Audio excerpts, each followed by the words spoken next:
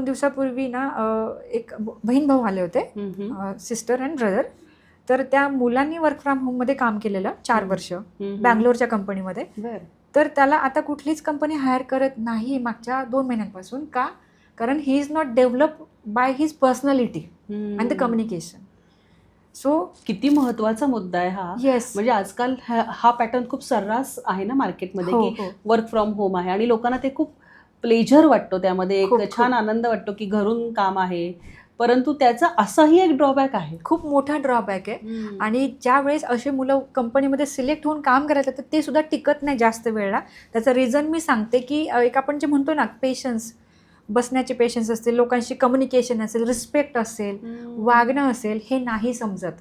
म्हणजे खूप, कारण आपण एक व्यक्ती म्हणून ज्यावेळेस समोरच्या व्यक्तीसोबत आपण भिंतीशी काम नाही करत ना, आपण तर लोकांसोबत संवाद करतो आणि त्यांनी आपलं काम सोपं होतं. म्हणजे जसं की कम्प्युटर हा आपल्या कामाच्या इझिनेससाठी आहे, पण कम्प्युटर हेच सगळं आहे का? नाही आहे. सो त्यामुळं मला असं रिकमेंड करायचं प्रत्येक फ्रेशरला की पहिलं तर तुम्ही वर्क फ्रॉम होम मागूच नका, जे राहिलेलंच नाही आहे. तुम्ही इन ऑफिस वर्क करा. भले आज तुम्हाला कमी पगार मिळू द्या, तुम्हाला राहायचे खायचे पैसे मिळाले बस झालं, पण तुम्ही डेव्हलप व्हा. तुम्ही एवढे छान डेव्हलप व्हा की तुम्ही कुठल्याही एन्व्हायरमेंटमध्ये कशीही सर्व्हाइव्ह करू शकता.